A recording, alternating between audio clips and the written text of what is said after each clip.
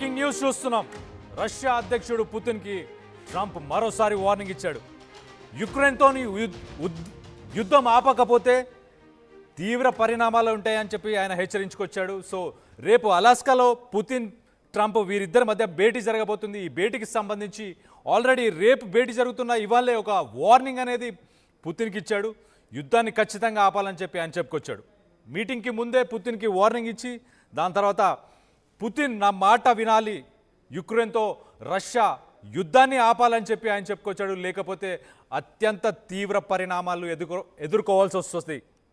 అలాగే రెండో దఫా ఆంక్షలు కూడా విధిస్తాను, నేను ఇప్పటికే ట్రేడ్కి సంబంధించి మిగతా వాటి అన్నిటికీ సంబంధించి రష్యా మీద ఏదైతే ఆంక్షల్ని విధించానో వాటిని పెంచుతాను రానున్న కొన్ని రోజుల్లో, నువ్వు కనుక యుద్ధాన్ని ఆపకపోతే అని చెప్పి ఆయన చెప్పుకొచ్చాడు. అలాగే యుక్రెయిన్ భూభాగం విషయంలో ఆయన చర్చించిన తర్వాత ఏదైతే కొన్ని భూభాగాలని యుక్రెయిన్కి సంబంధించి రష్యాకి ఇవ్వడము, రష్యాకి సంబంధించి యుక్రెయిన్కి ఇవ్వడము, వీటన్నిటిపై చర్చలు కూడా చేయాలని చెప్పి పుతిన్ చెప్పుకొచ్చినట్టు కూడా తెలుస్తుంది. సమావేశం నిర్వహించేందుకు కూడా ఆయన ఏర్పాటు చేస్తున్నాను, ఆ ఏర్పాటు చేసిన తర్వాత ఇరువురితో కూడా భేటీ పెడతాను, అలాగే జెలెన్స్కీ కావచ్చు పుతిన్ కావచ్చు వీళ్ళిద్దరిని పిలిచి వాళ్ళిద్దరితోని భేటీ అనేది నిర్వహిస్తానని చెప్పి ఆయన చెప్పుకొచ్చాడు. అనుమతిస్తే పుతిన్ని అలాగే జెలెన్స్కీని ఇద్దరిని భాగస్వామి చేసి ఒక మీటింగ్ని పెడతానని చెప్పి ట్రంప్ చెప్పుకొచ్చాడు. 2022 తర్వాత అంటే 2022లో ఏదైతే యుక్రెయిన్కి సంబంధించి రష్యా వార్కి వెళ్ళిన తర్వాత అప్పటి నుంచి ఇప్పటిదాకా పుతిన్ వెస్టర్న్ కంట్రీస్లో ఎక్కడ అడుగుపెట్టలేదు. ఇది ఫస్ట్ టైం 2022 తర్వాత 4 ఏళ్ల తర్వాత ట్రంప్ పుతిన్ మధ్య ఈ ముఖాముఖి జరగబోతుంది. అసలు ఈ సమిట్కి ఒక ప్లేస్ సెలెక్ట్ చేసుకున్నారు అలాస్కాకి కూడా ఒక ప్రాముఖ్యత ఉంది. మనం చెప్పుకోవాలనుకుంటే 158 సంవత్సరాల క్రితం $7.2 మిలియన్ రష్యా అమెరికాకి ఈ అలాస్కాని అమ్మేసింది $7.2 బిలియన్. సో ఇప్పుడు అదే ప్లేస్లో మళ్ళీ వీళ్ళిద్దరు మీటింగ్ పెట్టుకుంటున్నారు. ఆ ప్లేస్ గురించి ఒక్కసారి డీటెయిల్స్ చూద్దాం.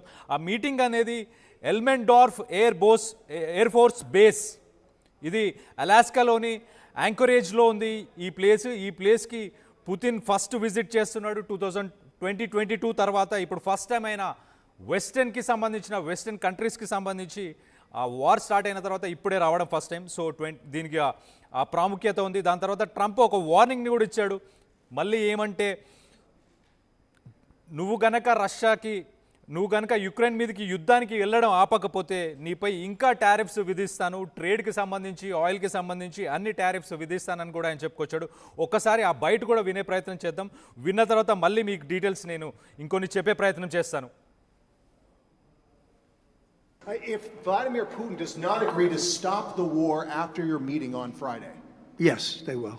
Yeah. What will the consequences there will be be? Sanctions, tariffs? There will be, I don't have to say, there will be very severe consequences, yes. If Vladimir Putin does not agree to stop the war after your meeting on Friday, Yes, they will.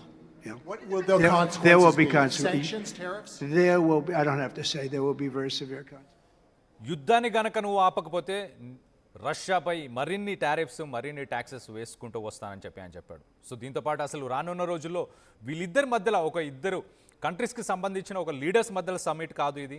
దీన్ని మనం గ్లోబల్గా దీని impact ఎలా ఉంటుంది అనేది ఒక్కసారి ఆలోచించాలి. ఒకవేళ ఈ ట్రంప్ పుతిన్ వీళ్ళిద్దరి డిస్కషన్స్ కనుక సఫలమైతే కనుక యుక్రెయిన్ వార్ ఆగిపోతుంది. ఇండియాపై ఉన్న శాంక్షన్స్ టారిఫ్స్ ఏదైతే 50% శాంక్షన్స్ ఇప్పుడు ఆగస్టు 27 తర్వాత మనకు ఇంప్లిమెంట్ అవ్వబోతున్న 50% అది ఆగిపోతే మనకి ఏదైతే ఇన్ఫ్లేషన్ అనే ఒక ప్రెషర్ ఉందో ఆ ప్రెషర్ కూడా తగ్గిపోయే అవకాశం ఉంది. ఇంకో పక్కన మనం ఈ సమ్మిట్కి సంబంధించి ఇంకొక పాయింట్ చూడాల్సింది ఏంటంటే జెలెన్స్కీని ఈ మీటింగ్లో ఇంక్లూడ్ చేయలేదు. ఈ మీటింగ్ కనుక సఫలమైతే అంటే ఈ మీటింగ్ కనుక సరిగ్గా సాగితే కనుక జెలెన్స్కీని కూడా నేను పిలుస్తానని చెప్పి ట్రంప్ చెప్పుకొచ్చాడు. సో మరి ఈ మీటింగ్ కనుక కరెక్ట్గా ముందుకెళ్తే నెక్స్ట్ జెలెన్స్కీని కూడా ఇంక్లూడ్ చేసి టెరిటోరియల్ స్వాప్ అంటే 2 దేశాలకి సంబంధించి కొన్ని ప్రదేశాలని ఎక్స్చేంజ్ చేసుకుందామన్న ఆలోచన ట్రంప్కి ఉంది, ఎక్స్చేంజ్ చేయాలన్న ఆలోచన ట్రంప్కి ఉంది. కానీ జెలెన్స్కీకి మాత్రం అలా ఏ ప్రదేశాలని కూడా ఎక్స్చేంజ్ చేసుకోవాలని జెలెన్స్కీకి లేదు. యూరోపియన్ యూనియన్ కూడా దాన్నే స్ట్రాంగ్గా మద్దతు ఇస్తుంది. జెలెన్స్కీ ఏదైతే ఏ భూభాగాలను కూడా మేము ఇవ్వాలనుకోవట్లేదు ఎక్స్చేంజ్లో అని చెప్పి జెలెన్స్కీ చెప్పుకొస్తున్నాడు. కానీ ట్రంప్ ఒక పక్కన చూస్తే ట్రంప్ మాత్రం డోన్బాస్ అలాగే క్రిమియా ఐలాండ్, ఏదైతే క్రిమియా ఐలాండ్ని రష్యా ఆక్యుపై చేసుకొని ఉంది ప్రస్తుతం, ఆ క్రిమియా ఐలాండ్ని కూడా ఇవ్వాలి అని చెప్పేసి ట్రంప్ సజెస్ట్ చేస్తున్నాడు.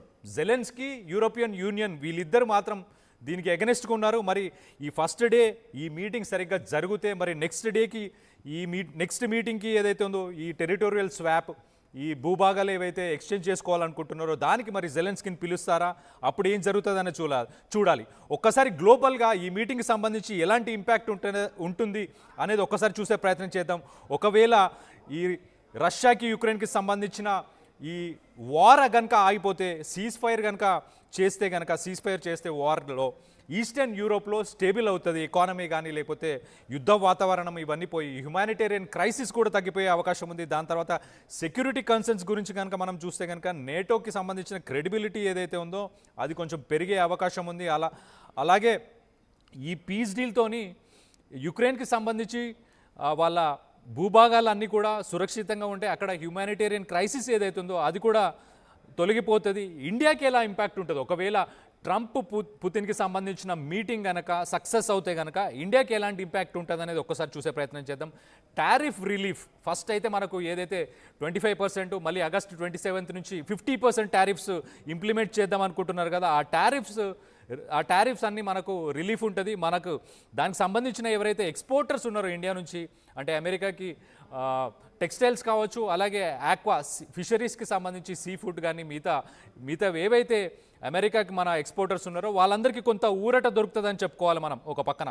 సో రష్యా ఆయిల్ నుంచి మనం ఏదైతే రష్యా నుంచి ఆయిల్ పర్చేస్ చేస్తున్నామో ఆ ఆయిల్కి సంబంధించి కూడా మనకు టారిఫ్స్ కూడా తగ్గే అవకాశం ఉంటుంది. సో ఓవరాల్గా ఆయిల్ ప్రైస్ ఏదైతే ఉందో ఆయిల్ ప్రైస్ ప్రపంచం మొత్తంలో కూడా ఆయిల్ ప్రైస్ కొంచెం స్టేబుల్ అయ్యే అవకాశం ఉంటుంది. అండ్ మన స్టాక్ మార్కెట్స్ కూడా ట్రంప్ ఈ మధ్యకాలంలో మనం చూస్తే ఆయన చాలా, అంటే ఇండియన్ మార్కెట్ డెడ్ అయిపోయింది ఆల్రెడీ, ఇండియన్ ఎకానమీ డెడ్ అయిపోయిందని చెప్పి ఇలాంటి మాటలు చెప్పినప్పుడు మన స్టాక్ మార్కెట్లో కొంత ఫ్లక్చువేషన్స్ వచ్చినాయి మనం చూస్తే. ఆ ఫ్లక్చువేషన్స్ కూడా ఇప్పుడు రానున్న రోజుల్లో స్టెబిలైజ్ అయ్యే అవకాశం ఉంది. ఈ మీటింగ్ కనుక సక్సెస్ అవుతే మనకి ఇలాంటి చేంజెస్ వస్తాయి. దాంతోపాటు డిప్లొమాటిక్గా మనం మాస్కో అలాగే వాషింగ్టన్ రెండింటికి, అమెరికాకి అలాగే రష్యాకి రెండింటి మధ్యలో మనం ఒక మీడియేటర్గా కూడా మనం రానున్న రోజుల్లో మనం వ్యవహరించవచ్చు. అలాంటి ఒక ఆప్షన్ కూడా ఉంటుంది ఈ మీటింగ్ సక్సెస్ అవుతే. దాని తర్వాత గ్లోబల్గా అసలు దీని ఇంపాక్ట్ ఎలా ఉంటుంది గ్లోబల్గా అనేది కూడా ఒకసారి చూసే ప్రయత్నం చేద్దాం. శాంక్షన్స్ కనుక తీసేస్తే, ఈ మీటింగ్ సక్సెస్ఫుల్గా ముందుకెళ్ళిన తర్వాత శాంక్షన్స్ కనుక తీసేస్తే రష్యాకి సంబంధించి బ్యాంకింగ్స్ సంబంధించి ఏవైతే ఉన్నాయో అవన్నీ లావాదేవీలన్నీ ఓపెన్ అవుతాయి. అలాగే షిప్పింగ్ ఛానల్స్ ఏవైతే ఉన్నాయో రష్యాకి సంబంధించి అవన్నీ కూడా ఓపెన్ అవుతాయి. దాంతో గ్లోబల్ ట్రేడ్ ఏదైతే ఉందో గ్లోబల్ ట్రేడ్ కూడా ఇంక్రీజ్ అవుతుంది. గ్లోబల్ ట్రేడ్ ఇంక్రీజ్ అయ్యే అవకాశం ఉంటుంది. అలాగే ఏదైతే పవర్ ఇంబ్యాలెన్స్ ఉందో ప్రస్తుతానికి, ఒక యుద్ధ వాతావరణం ఏదైతే ఉందో అదంతా కూడా బ్యాలెన్స్ అయ్యే అవకాశం ఉంటుంది. గ్లోబల్గా అయితే ఇలాంటి ఎఫెక్ట్ ఉంటుంది. సో ఓవరాల్గా మనం చూసుకుంటే కనుక యుక్రెయిన్కి సంబంధించిన కొన్ని భూభాగాలను మాత్రం స్వాప్ చేయాలని చెప్పి ట్రంప్ చెప్తున్నాడు. దానికి ఎగనెస్ట్గా యూరోపియన్ యూనియన్, దాంతోపాటు అలాగే జెలెన్స్కీ కూడా దీనికి ఎగనెస్ట్గా ఉన్నాడు. జెలెన్స్కీని ఇన్వాల్వ్ చేయకుండా ఈ సమ్మిట్ జరిగితే దాని ఎఫెక్ట్స్ జెలెన్స్కీకి పాజిటివ్గా ఉండకపోవచ్చు అని చెప్పి ఒక వాదన ఉంది.